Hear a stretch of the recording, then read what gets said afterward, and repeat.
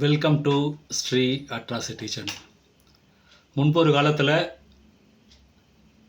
முல்லா அப்படின்னு ஒரு புகழ்பெற்ற அறிஞர் இருந்தார். அவர் மிகவும் சாதுரியமாக பேசக்கூடியவர், பீர்பலை போன்றவர். அவரை சந்திக்க தத்துவ ஞானி ஒருவர் நேரம் கேட்டிருந்தார். அதன்படி தத்துவ ஞானி முல்லாவின் வீட்டிற்கு வரும்போது முல்லா ஒரு பர்சனல் வேலையினால் வெளியில் போயிட்டார். அதனால் கோபமடைந்த அந்த தத்துவ ஞானி முல்லாவின் வீட்டு கதவில் முட்டாள் கழுதை அப்படின்னு ஒரு சுண்ணாம்பு கட்டியை எடுத்துகிட்டு எழுதிட்டு போயிட்டார். வீட்டுக்கு திரும்பி வந்த முல்லா இதை பார்த்த உடனே என்ன விஷயம்னு புரிஞ்சுட்டு நேராக அவர் தத்துவ ஞானியை பார்க்க போயிட்டார்.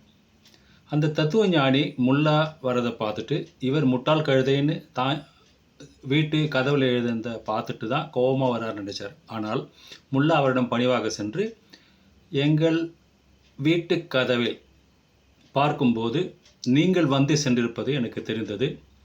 ஒரு சிறிய பர்சனல் வேலையினால் நான் அவசரமாக வெளியில் போக வேண்டிய சூழல் வந்தது, என்னை மன்னிக்கணும். நீங்கள் வரும்போது உங்களை சந்திக்க முடியாததற்கு வருந்துகிறேன் அப்படின்னு சொன்னார். அதை கேட்ட தத்துவ ஞானிக்கு முட்டாள் கழுதுன்னு தான் முல்லாவை எழுதினதை எவ்வளோ புத்தி சாதுரியமாக திருப்பி தண்ணியே முட்டாள் கழுதியாக்கிட்டார்ன்றது தெரிஞ்சுது. இதுலேருந்து நம்ம தெரிஞ்சுக்க வேண்டிய ஒரு நீதி என்னென்னா, நம்ம கோபமாக சொல்ல வேண்டிய ஒரு விஷயத்தை கூட நகைச்சுவையாக பிறர் மனம் புண்படாதபடி, அதே சமயம் நாம் சொல்ல வந்த கருத்தை மிகவும் தீர்க்கமாக மற்றவருக்கு உணர்த்த முடியும் அப்படின்ற ஒரு செய்தியை சொல்கிற ஒரு சிறுகதையை தான் இப்போ நான் உங்களுக்கு சொன்னது. இந்த வீடியோ உங்களுக்கு பிடிச்சிருக்குன்னு நினைக்கிறேன். பிடிச்சிருந்தா லைக் பண்ணுங்கள், கமெண்ட் பண்ணுங்கள், மறக்காமல் இந்த சேனலை சப்ஸ்கிரைப் பண்ணுங்கள். தேங்க்யூ.